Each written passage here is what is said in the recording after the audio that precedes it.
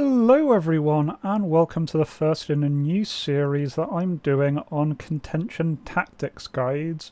These are going to be a bit more in-depth than what I've been doing previously with the beginner's guides, so instead of really looking at the mechanics of how you do a thing in Contention, I'm going to be looking at how you do a thing well, how you can do a certain task in order to help your team.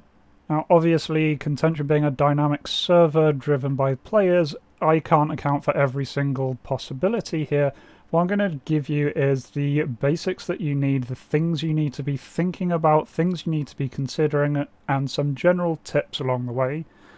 And to start off with this week, what we're going to be looking at is RedFor SAM systems, putting up RedFor SAM systems, and how you can do that in such a way to give your team the best bang for your time buck. In the future, I will certainly be looking at all sorts of other things. The next guides will be looking at Blue SAM systems, and they'll have dedicated guides into hunting both of those, and then looking at other aspects of the server's gameplay. So anyway, let's jump into this inaugural episode. So let's start looking at the RedFor SAM systems and what the point of putting them down is. Now, I do just want to say this is specifically looking at the 80s rotation. This is not looking at the Cold War rotation. I will be doing guides on that. That is a very different game there entirely.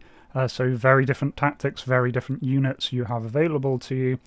And it's also worth noting on the more modern servers, well, we're getting brand new mod packs available as part of the base game soon. It's going to massively increase the ground units we have. And so I would not be surprised if we start to see a lot of those cropping up and changing the meta for modern rotations. So today, just focusing on the 80s. And one way to really understand what you're doing when you're putting down SAM systems is to think of what the real-world doctrine was about these SAM systems for the USSR. So in a nutshell, the USSR knew that if it came to a shooting match with NATO, they were going to be outgunned in the air and very notably outranged in the air. And this is something we do see reflected in Contention. It is an asymmetric server. You don't have perfect balances between the teams. And certainly those of you who fly a lot of cap, I'm sure you've noticed that Blue in general have better, longer range Fox 1 missiles. They can engage at much longer ranges than the RedFor equivalents, and are really quite excellent at that Fox 1 jousting gameplay, whereas the RedFor side do have their own advantages in getting up close and personal. Now, with that in mind in the real world, what the USSR set out to do was try to bridge that gap by investing heavily in SAM systems to be able to get really sophisticated, particularly really long-range SAM systems to help push back the enemy and give their pilots some space to work with. Or alternatively, to force these high-altitude planes from NATO down to the ground where their superior radar and Fox 1 capability suddenly didn't matter so much, and they would end up in more knife fight territory with the Sukhois. And we see this being replicated with what is available to us as RedFor in Contention. We've got a huge range of SAM systems, all with their own advantages and disadvantages, but some with incredibly long range, some with wonderful tracking ability. And these are a major threat. Just look at the kill feed on any normal day, and you will see quite a lot there of SAM systems just getting kills left, right and centre against fixed wings and rotors. But another thing that is very clear is these SAM systems are not immortal. In fact, they are very often high priority targets that will be attacked by seed planes. And if you just slap down SAM systems here and there, they are going to be eaten up by seed planes. Equally, even if you build the best, the most sophisticated overlapping SAM network whatsoever, someone is going to take that out. That is going to be a challenge for someone. They're going to try their time. They are going to take that apart piece by piece. That is the nature of the game. Just like if you take off in a cat plane, you're going to get shot down sometimes. If you drop off troops, those troops are going to be killed sometimes.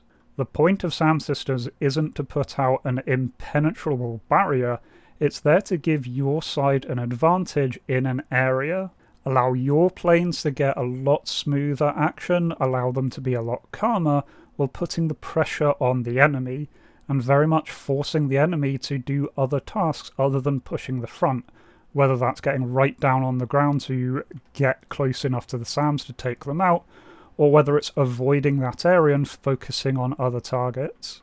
And remember, even if your SAM site doesn't get a kill, if it launches on someone and forces them to go defensive and thus saving an ally that they would have launched on in a matter of minutes, your SAM site has done its job.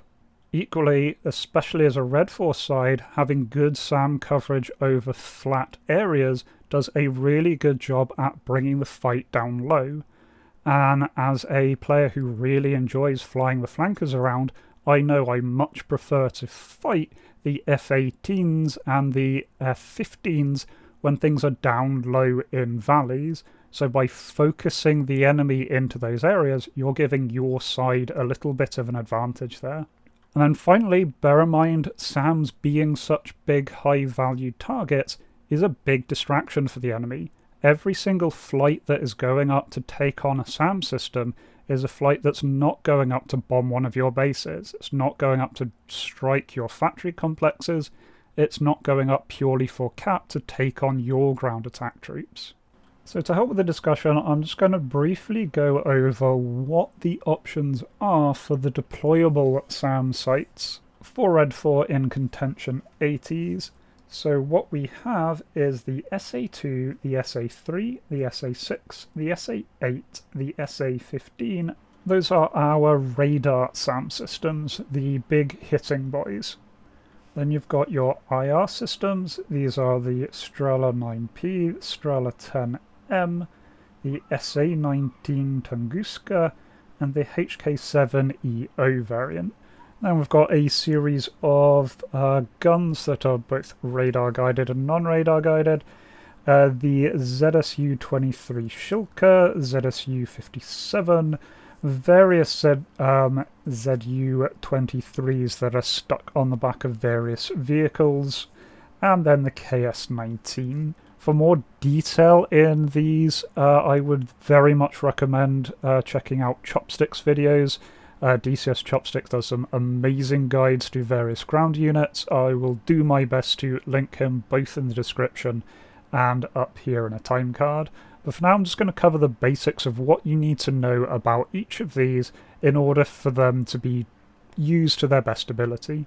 And really the main mistake people get into when thinking about Russian SAM systems is to just fall back on the assumption that bigger number equals better, which is absolutely not true. They all have their strengths and weaknesses, and as we'll see, knowing those strengths and weaknesses really helps you.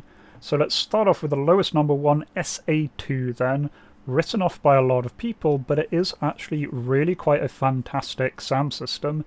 It has incredibly long range, it can acquire targets up to 55 nautical miles and engage them up to 23 nautical miles. That's really quite a wide area. And the other little advantage of this is the fact that it's just going to show up on an RWR as a 2. Most people don't really pay it too much notice. They assume that, okay, they're going to be safe from it, it's a silly old system, they don't need to worry. A lot of people don't take precautions, or they think that something will be going wrong, that they've been launched on at such a long range, and they're sure it won't be coming for them. So you can get a surprising number of kills with these. Also, it having such a long range, these are perfect for putting in these big open areas to deny a whole area from the enemy from being able to fly safely. Now, this SA2, the guideline, does have some serious drawbacks. The biggest one being its low reload rate, in that each launcher takes about 40 minutes to reload. But you do get a bunch of launchers when you put down the crates, so that's kind of set off there. The other disadvantage is this has real issues with low-level tracking. I mean, it's great for denying those high-altitude spaces. It is not good at protecting against low-level intruders such as helicopters or anyone flying low. So next up we're on the SA3, which is another old system very often ignored on RWR launches, but is really dangerous. This has the claim to fame of being the missile system that shot down the stealth fighter back over at Serbia, and this is a really dangerous system. Its main limitation is that it is very much short-ranged. It only has a maximum engagement range of 10 nautical miles, and so very often Seed aircraft can quite happily launch their HARM missiles from outside its range. But it is better at low-level tracking, and so it is a threat to be taken seriously, and really works great in areas that you think you're going to have low-flying enemies.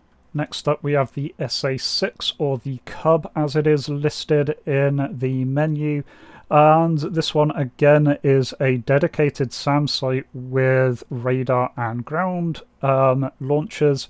The difference here is this is a little bit more mobile. It's also a bit more modern.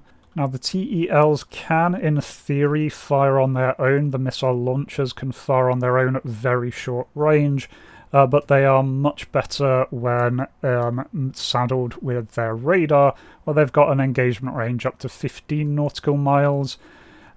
They can very easily lose a lock, but the main advantage here is this is excellent at reacquiring locks very quickly and updating that information to the missile. And so breaking a lock with these isn't always a get-out-of-jail-free card. Very often the missile will just continue tracking as soon as you stop notching. Next up we have the SA8, which is a very good example of the bigger number not being better. The SA8 has a really small engagement range of only about 6 nautical miles. And that is offset by just how agile the missile is. When this thing launches on you, you really have a tough time. So you've got that mix of being very, very short range, but actually being very, very potent if it does catch something in range. Again, a good option if you're looking for close-in support there. And then finally, with the radar-based SAM systems, we have the SA-15. And this one looks a little bit deceptive at first. It costs a huge number of crates to put it down, and it only has 8 nautical miles range, which is really quite small. So you may wonder, what is the point of this thing? Well, the point of this thing, as we'll see, is its missiles are maneuverable enough that it can absolutely shoot down incoming missiles, making this a fantastic point defense system. Not too useful on its own, but you can certainly have uses of it on its own. But definitely when combined with the rest of another site, this can provide really good defense against those annoying HARM missiles, and I'll discuss that in more detail later. For the IR systems, the Strellas, the SA-19 and the HQ-7, I'm going to group these all together here because they're very, very similar in the reasons why you'd use them. They are much shorter range, typically about 2.5 miles, and limited altitude, again about 12,000 feet there on average. However, they are advantaged by the fact that they are IR missiles, meaning that A, you can't get any RWR warning. Some planes do have a missile detection warning, but many don't, so these can be silent launches. And then on top of that, the fact that these can't be notched, these are quite happily going to follow. They do come with the downside that they can be flared away though. But these are all a fantastic option if you want to surprise enemies, particularly if your other SAM systems have brought the enemy down low. These are great at actually whipping off and getting the kill with an enemy that never knew this thing was in the area. Then you've got your gun systems. I'm not going to focus too much on these, but I will just mention that the Shilka is really cheap to put down, and although it is very, very short-ranged, it is very accurate and hits like a brick if it hits you. It's got 4 linked 23mm cannons that'll just destroy anything it touches. The ZU-57 is not as much of a favourite from me. It has heavier GC cannons, bit better range, but it has a much lower rate of fire, so it hits less stuff. Still good if you're trying to take out slow-moving targets, very good against helicopters, things like that. Then you've got your whole suite of things that are 23mm guns on the back of some truck, whether that's a Ural or a Toyota. These are really cheap to put down, but not massively effective against a fast mover. Can give a helicopter a nasty surprise, though. And finally, we do have the KS-19 radar-guided 100mm gun. This is a little bit of an odd one here.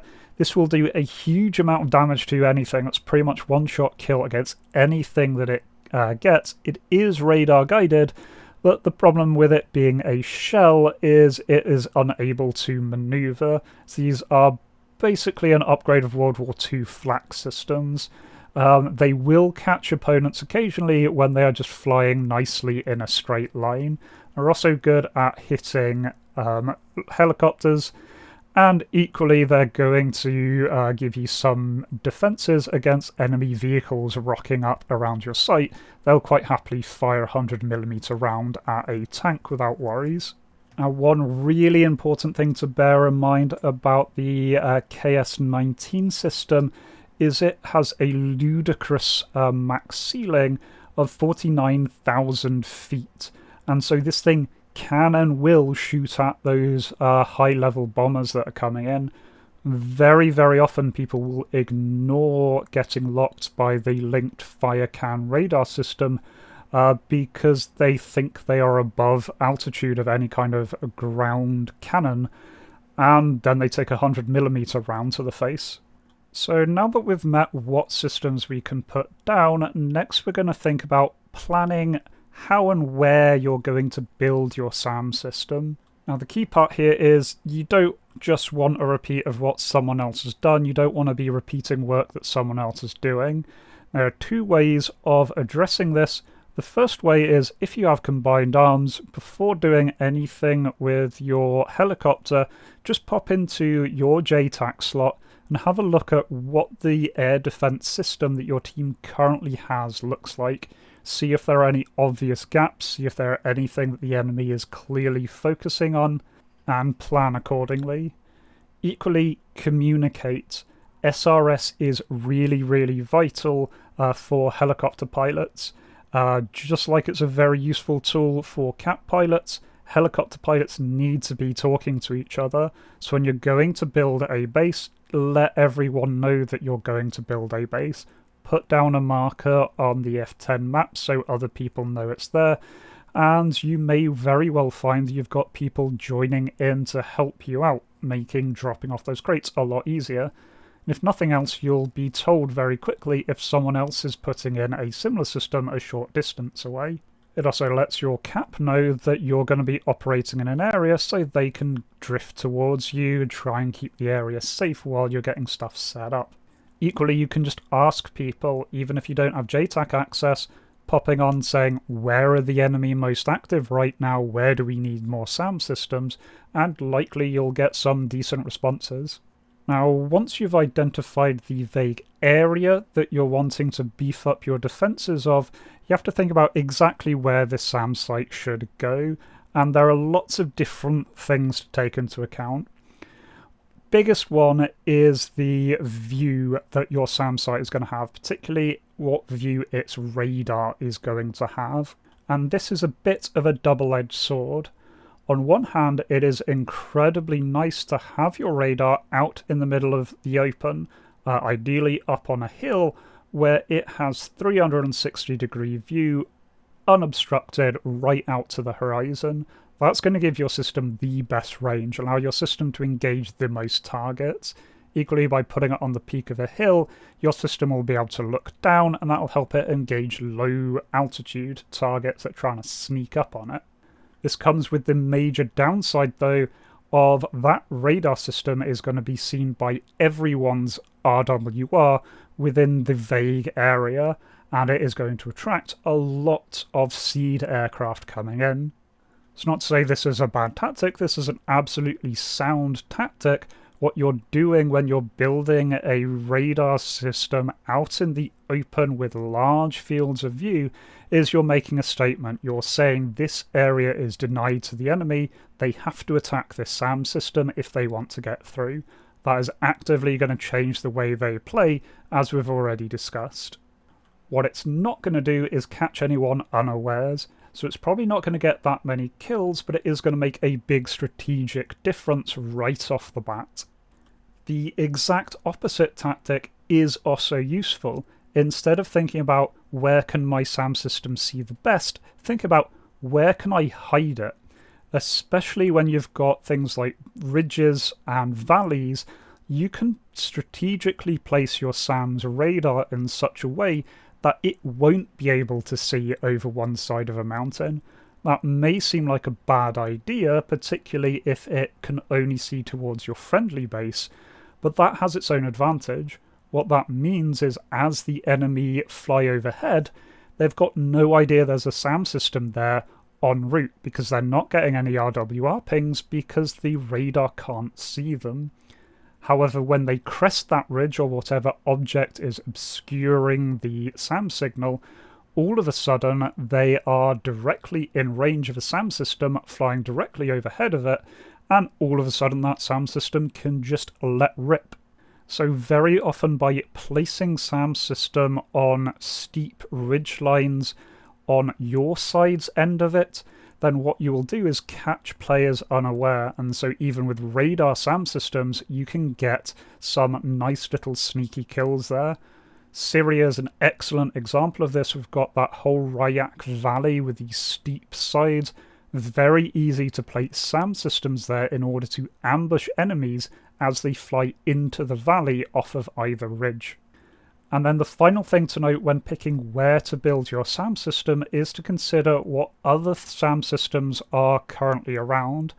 Notably, your strategic SAM systems, either the large ones that are placed by default, the SA-10s that are scattered around, these can provide massive long-range benefit for your SAM system, making it much harder for seed aircraft to get in range. And also don't forget airfields. Airfields will spawn with SAM systems that can be repaired, and so very often I like building near an airfield to take advantage of that. This both reinforces that airfield, making it a harder target, while at the same time protecting my SAM system as well, so now the enemy has to contend with two overlapping fields of fire. The final thing when thinking about where to build your SAM system is just the distance to the nearest FARP. This is going to make a big difference in how much time it takes you to deploy, and that is very often a major consideration there. If you're building just outside the exclusion range of an airfield or a FARP, it is really not going to take you long to make those flights back and forth, particularly if you get good at landing rapidly. If, however, you're putting out sight in the middle of nowhere, then that is going to vastly increase your transit time, and that's going to reduce the amount of stuff you can put out. Now again, there is no right answer here, and sometimes this is going to depend on how many team resources you have. If your team is swimming in resources, then yeah, by all means just slam down these SAM sites near to a FARP or an airfield to get them down quickly. Use those resources so they're not hitting the cap, so they're not being wasted. On the other hand, if your team is really low on resources, then time isn't the limiting factor. Resource count is, and so it's probably worth going a little bit further to put your SAM site in a better location. And then finally, do just remember the server rules with this. You can't put ground vehicles too close to buildings, within city streets, or within forests. You can put them nearby all of those, but not right up next to them. I do like putting my SAM systems down nearish to some kind of built-up terrain. Just makes them a little bit harder to spot. People are very good at spotting artificial objects, particularly with things like targeting pods. They're less good at picking out what's the SAM system compared to what is a village 100 meters away. You can just make it that little bit harder buying your SAM system, that little bit more time to get a missile off. So you've identified where your team needs your assets. Next part is, how do we go about building this? Which of all of those SAM sites that we've mentioned are the ones you want to put in?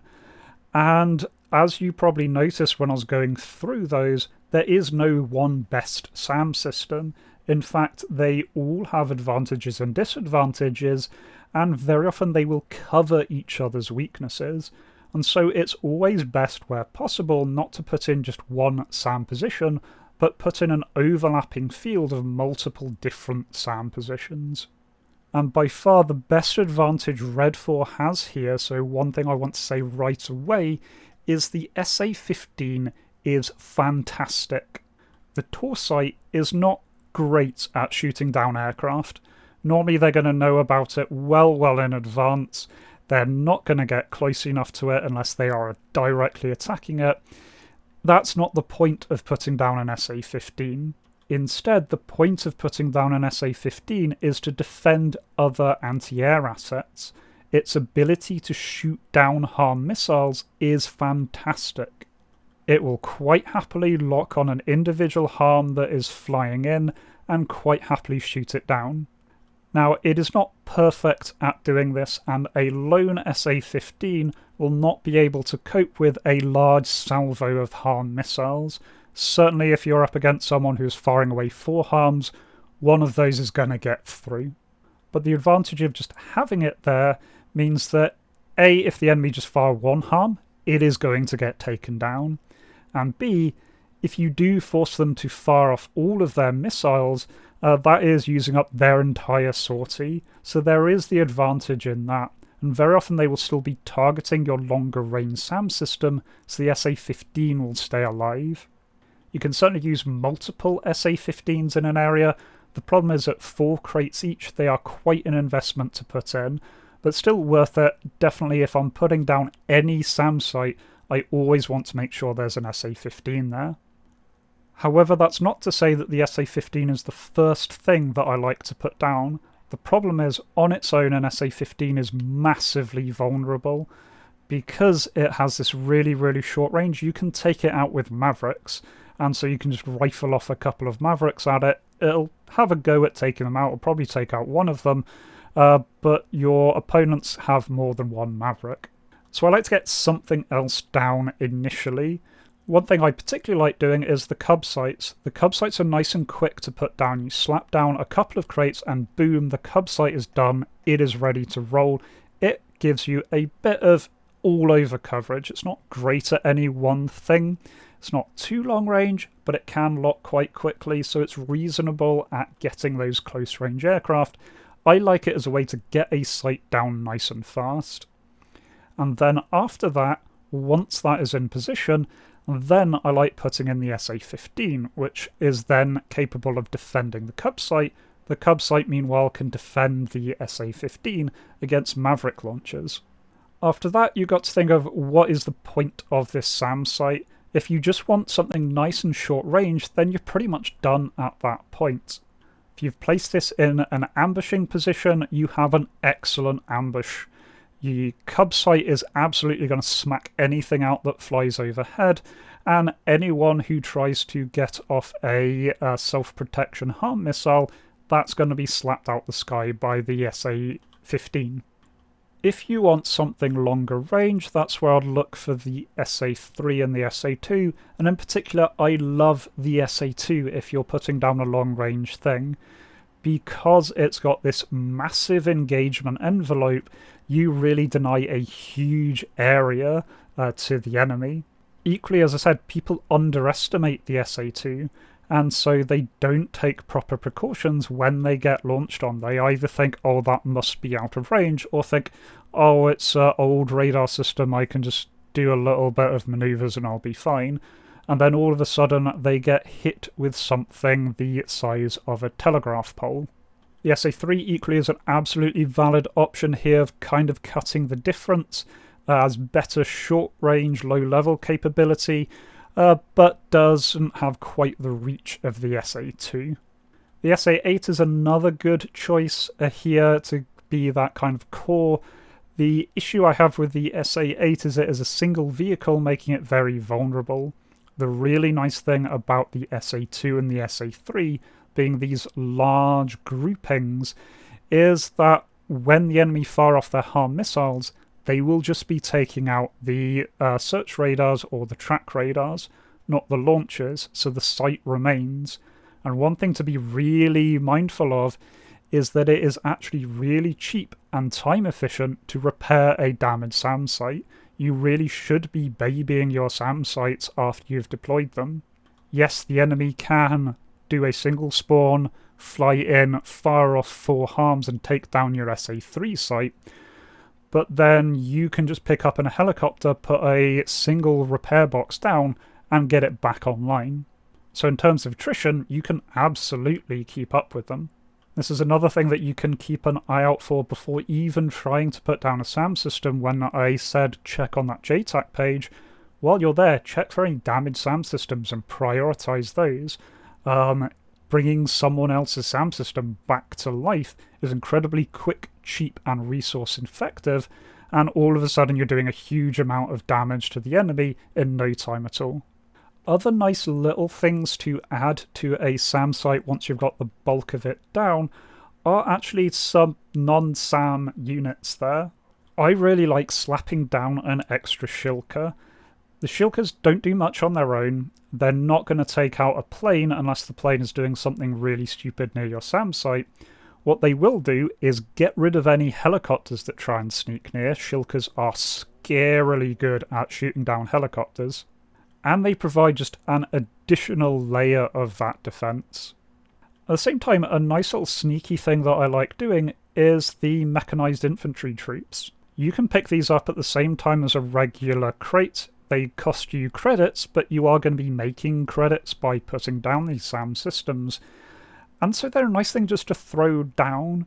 They're not really going to do much on their own there. They might get the occasional sneaky kill against a helicopter that wasn't paying attention. For the most part, the reason why I like putting them down is just to add clutter. This is particularly useful at facing off against Maverick launchers. Mavericks will come in, they'll see a SAM site, but it can be very, very hard, particularly on a Maverick without a TGP, to identify which is which out of the various objects there. They're just going to see a variety of hot-spotted objects. You want to make them not hit your track radar and your search radar. And so if they fire a Maverick off at a Toyota, well, that's a Maverick effectively wasted there. That's one less that's going to be taking out your SAM site, giving your SAM site more option to fire back. And the final thing to bear in mind is when you're actually putting these down, the place you're putting your crates does really matter. For the SAM systems where you've got individual types that you're putting down, say the SA3 where you've got the search radar, the track radar, and the launchers, you do want to be mindful of where each of those crates is going down. You want your search and track radar to be able to see the positions you want them to see. So if you want your SAM system to be hidden, you want to keep those radar tucked right away. If you want your SAM systems to be able to see a long distance, you want those nicely on the top of a hill to be able to see a long distance. The launchers, where they go, matter less, they just have to be within range, but you can certainly place down the radars first, and then place the launchers wherever seems to be a lot of space. So at this point you've identified the need, you've identified the site, you've chosen what SAM systems you're putting down, you're all ready to go.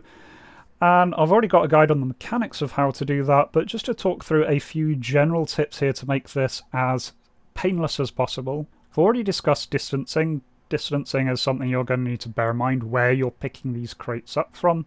Do bear in mind you only need to be within that inner red ring. You don't need to be at the airfield. Quite a few airfields, their inner red ring is a little bit outside, and quite a few have a nice easy landing area that is technically outside the walls of the airfield, but is within that CTLD area. So it is worth identifying where your pick up and drop off zone is going to be.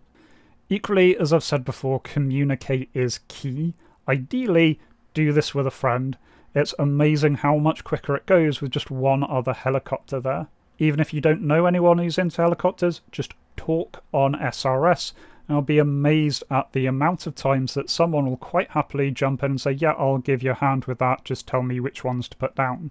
And then as a final little nasty tip here, I do just want to point out that although you need to be landed to unpack crates, you don't technically need to be landed in order to drop them off. You just have to be at a suitably low altitude. This is going to be really quite low, you've got to be sort of hugging the ground, but you don't have to set down.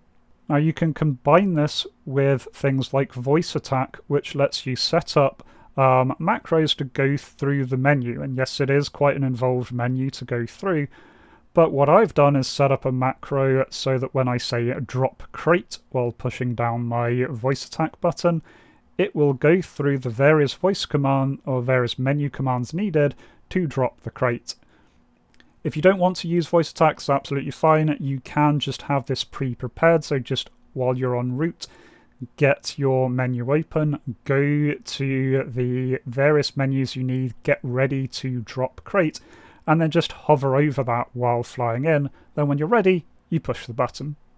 This can even be done with warbirds, which is a really useful role for warbirds. They're faster than most helicopters, and so they can get there quickly, and although they won't be able to deploy the crates, they will be able to drop them. And so your warbird can jump along, dropping down a load of crates, then a helicopter can come in and just piece the bits together. Even if the drops aren't perfect, it's very easy for a helicopter just to pick up a crate that's been misdropped by a little bit and move it to where it needs to go.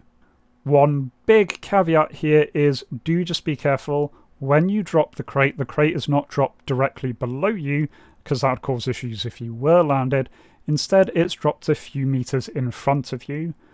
The bad part there is these crates are collidable, and if you're really hugging the deck and going very, very fast, you are more than capable of smashing into the crate that you've just dropped down, as you can hopefully see here in some of this background footage.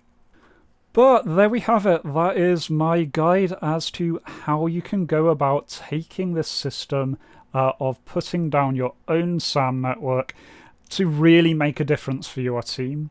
Certainly there are all sorts of other tips and tricks you can use, other things that you can think about. If you've got any tips of your own, please do leave them down below. Equally, if you have any questions, please do let me know. But otherwise, I hope this helps you build these SAM networks in such a way as to keep your side winning. As I said, I will be doing other ones for the RedFor team. We've got different tactics there, so we've got different SAM systems that are involved. And I will also be doing guides about how to go about hunting these things, what's the best way of actually engaging and taking apart a SAM system, because certainly this is very much a grass is always greener on the other side. Players putting down the SAM systems often feel they are underpowered, players trying to hunt them often feel they are overpowered, and mostly it's just about knowing the tactics of both sides to get the best out of this. So anyway, I hope to catch you there for those in the future, and until next time, remember to be kind to yourselves and everyone else. Cheers.